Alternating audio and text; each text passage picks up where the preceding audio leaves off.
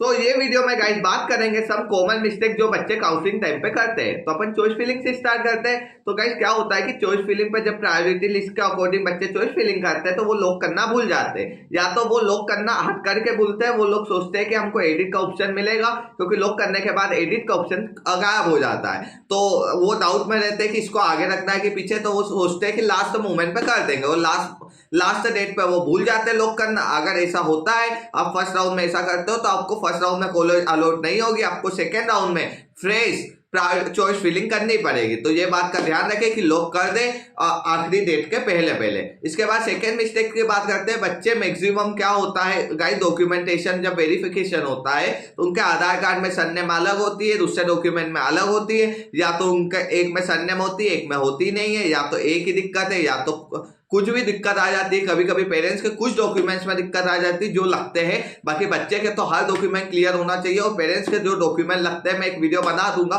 वो document clear होना चाहिए। तो ये ध्यान रखें कि नाम सरनेम सब सेम हो, और जो हिंदी में वो हिंदी में हो, जो इंग्लिश में हो वो इंग्लिश में हो। और अल्फाबेट का भी ध्यान रखें, अल्फाबेट इधर से उधर नहीं हो। जैसे कि मेरे नाम में कुशवाहा में ए लगा हुआ था और 10th क्लास की मार्कशीट में नहीं लगा था, तो मेरे को दिक्कत आई थी। और अगर ये दिक्कत आ गई बाय चांस, पहले तो ये सही करवा लो, लेकिन बाय चांस अगर दिक्कत आ गई है तो आप कर सकते हो जैसे कि मैंने किया था। लेकिन इसके चांसेस काफी लेस रहते हैं, क्योंकि कोई कोई कॉलेज एक्सेप्ट नहीं करती, तो वो टाइम आप आउट हो सकते हो, आपको कॉलेज नहीं मिलेगी। तो उसमें क्या होता है, लॉटरी सिस्टम, या फिर आप वो स्टाम्प पेपर पे लिखवाते हो। जैसे मैंने लिखवाया था कि योगेश कुशवाहा एंड योगेश कुशवाहा दोनों एक ही बच्चे हैं, और ये मतलब जो मार्कशीट में करेक्शन है वो हम 1 महीने में कॉलेज के पास सबमिट कर देंगे, तो हमें एडमिशन देने की कृपा करें। तो ऐसा कुछ बना था गाइस, तो मेरे को मिल गया था एडमिशन। तो ये दिक्कत आती है तो थोड़ा सा सोल्व कर ले। और मैं तो सिर्फ बेसिक से था, मेरा रिजल्ट 2 से 2.5 महीने में आया था, जबकि मैं सेम स्कूल में पढ़ा था 10 साल से, मेरे को सब जानते थे।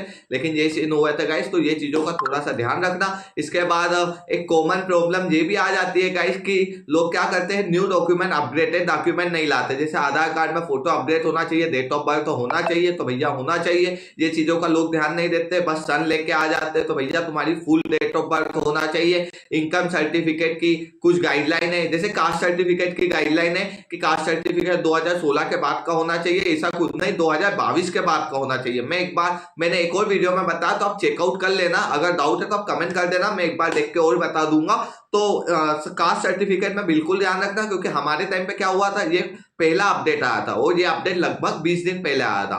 तो आप 20 दिन पहले, और कास्ट सर्टिफिकेट बनने में 1 महीने से ज्यादा लगता है, नॉर्मल कंडीशन में बता रहा हूं। अब आपकी पहचान है कुछ है तो वो बात अलग है। तो अगर कास्ट सर्टिफिकेट अपडेटेड नहीं है तो आपको काउंसलिंग का हटा दिया जाएगा। वो वाले राउंड में आपको कॉलेज अलॉट नहीं होगी, मतलब वेरिफिकेशन में आपको इरर किया जाएगा। कॉलेज अलॉट होगी लेकिन वेरिफिकेशन में नहीं बोल दिया जाएगा। तो आपको क्या करना है गाइस, आपको ये चीज का ध्यान रखना है। तो आपको गाइस क्या करना है, कास्ट सर्टिफिकेट अपडेटेड ले जाना है, और अगर नहीं है तो फटाफट बनवा लीजिए गाइस, क्योंकि इसमें टाइम लगता है। हमारे टाइम पे ऐसा हुआ था कि एक प्रमोशन लेटर या कोई सा लेटर करके आया था, जिसमें बढ़वा लिया था कि हम बाद में सबमिट कर देंगे, क्योंकि वो टाइम ही अपडेट आया था। लेकिन आपके जाए में ऐसा सीन कुछ देखने को नहीं मिलेगा, डायरेक्ट रिजेक्ट कर दिया जाएगा वेरिफिकेशन प्रोसेस में। तो कास्ट सर्टिफिकेट का काफी ज्यादा ध्यान रखें। ओबीसी वाले स्टूडेंट स्पेशल, ST/ST का इतना सीन नहीं है, शायद इनके लिए अपडेट नहीं था, लेकिन ओबीसी के लिए बिल्कुल अपडेट था गाइस। इसके बाद तो गाइस आप सबसे कॉमन मिस्टेक बताता हूँ। बच्चे क्या करते हैं, जैसे कॉलेज अलॉटमेंट, कॉलेज आज आपको अलॉटमेंट हुई, अलॉटमेंट लेटर में आपका नाम आया। लाइक मैं प्राइवेट की बात करूं तो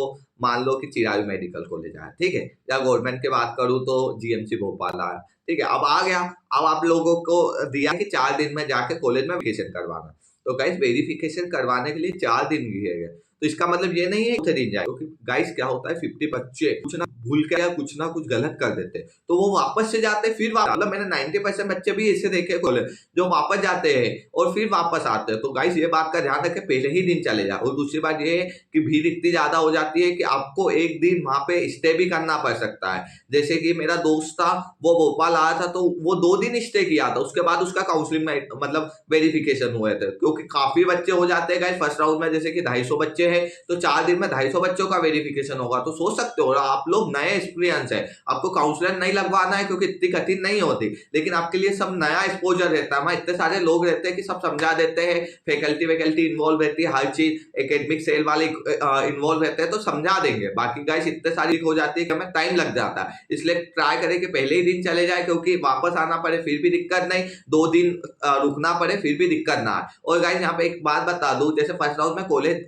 अलॉट होती है ना, तो वहां पे ओरिजिनल डॉक्यूमेंट सबमिट करने पड़ते हैं, ना कि फोटोकॉपी। ओरिजिनल सबमिट किए, उसके बाद अगर आप अपग्रेड के प्रोसेस पे गए, अगर अपग्रेड के प्रोसेस पे बाय चांस आप नहीं गए तो कोई दिक्कत नहीं है, वहां पे वो कॉलेज पास डॉक्यूमेंट हो ही जाएंगे।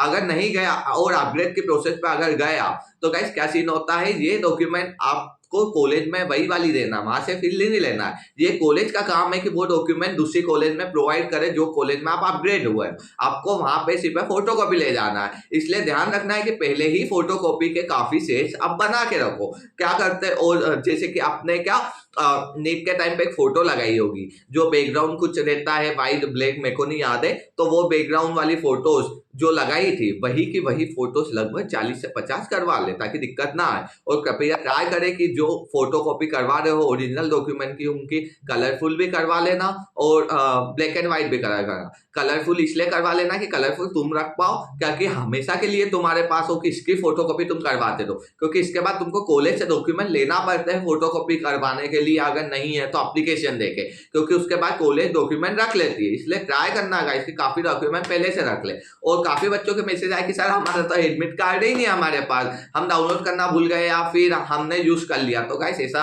होता है कि काउंसलिंग टाइम के पहले ये ध्यान रखना आप लोग कि अभी अपडेट आएगा कि पोर्टल ओपन हुआ है एडमिट कार्ड डाउनलोड का, तो वो टाइम डाउनलोड याद से कर लेना, क्योंकि एक दिन के लिए ओपन होता है। ये कॉमन मिस्टेक है जो ऑल ओवर इंडिया बच्चे करते हैं, उनके पास एडमिट कार्ड नहीं होता।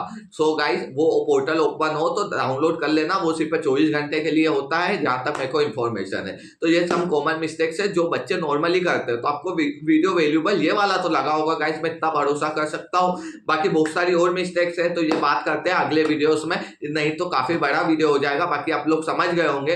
बाकी मेरा कंटेंट आपको पसंद तो आ रहा है ना, मैं डायरेक्ट तो पॉइंट टू पॉइंट बातें कर रहा हूँ और जो रियलिटी है वो बातें कर रहा हूँ। नहीं तो काफी वीडियो यूट्यूब पे मिल जाएंगे जो गूगल से छाप रहे हैं, ये छाप रहे हैं, मैं भी छाप सकता हूँ, लेकिन मैं नहीं चाहता गाइस कि फिर वही बात आ गई ना कि मैं क्या वैल्यूबल आपको प्रोवाइड कर रहा हूँ। एज अ बड़े भैया जो भी आप मेरे को मानते हो, सर मानते हो या तो फिर कुछ भी मानते हो, गलत इंसान मानते हो, जो भी मानते हो, तो गाइस बात वही आ जाती है ना कि फिर मेरा रोल क्या प्ले है। तो एज अ मेरे छोटे भाइयों जैसा मैं समझाना चाहता हूँ कि एकदम वैल्यूबल इंफॉर्मेशन बताओ, जो रियलिटी है वो बताओ, क्योंकि वो टाइम पे मेरे को भी काफी डाउट था गाइस। मेरे भैया जब मतलब ऐसा है कि मैं एज अ सेकंड डॉक्टर हूँ, मेरे भैया की अभी इंटर्नशिप चल रही है, तो गाइस ऐसा था कि मेरे पास पहले ऐसा ऑलरेडी इन्फॉर्मेशन, लेकिन मेरे भैया के जब इतने ज्यादा सीन हुए थे कि पापा ऐसे रोने लग जाते थे कि भाई होगा कि नहीं होगा, होगा कि नहीं होगा, क्योंकि गाइस नंबर आने के बाद नहीं होना बहुत ज्यादा दुख की बात होती है। इसलिए मैं बना रहा हूँ बार बार वीडियो। बाकी वीडियोस आप और देखने को आपको मिल जाएंगे। Thank you so much guys, please subscribe my channel. एक बार अगर आप नए हो तो चैनल को सब्सक्राइब कर देना।